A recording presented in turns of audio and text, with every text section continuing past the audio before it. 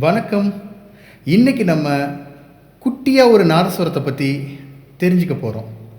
So music இண்டஸ்ட்ரியில் இருக்கிறவங்க almost இது என்ன அப்படிங்கிறது அவங்களுக்கு தெரியும். தெரியாதவங்களுக்காக இந்த இன்ஸ்ட்ருமெண்ட்டை பற்றி நான் சொல்கிறேன். இந்த இன்ஸ்ட்ருமெண்ட்டோட நேம் வந்து கஸு. ரொம்ப அழகான ஒரு காற்றுக்கருவி வகையை சேர்ந்த ஒரு இன்ஸ்ட்ருமெண்ட்டு. இந்த இன்ஸ்ட்ருமெண்ட்டை வாசிக்கும்போது நமக்கு நாதஸ்வரம் ஒரு ஃபீல் கிடைக்கும். ஸோ ஒரு படத்தில் வந்த பிஜிஎம்மை இப்போ நான் வாசிக்கிறேன், எப்படின்னு கேளுங்க.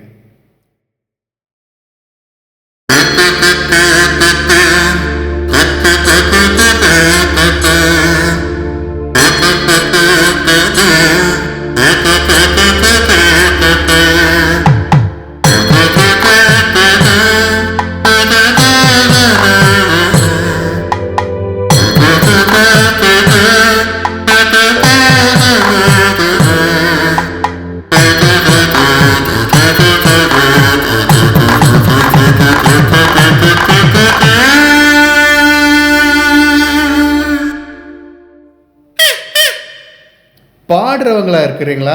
கண்டிப்பாக உங்களால் இந்த இன்ஸ்ட்ருமெண்ட்டை வாசிக்க முடியும். இந்த இன்ஸ்ட்ருமெண்ட்டுக்கு நடுவில் ஒரு மெல்லிய பேப்பர் ஒன்று இருக்கும், மெம்பரன்ஸ் அப்படிம்பாங்க.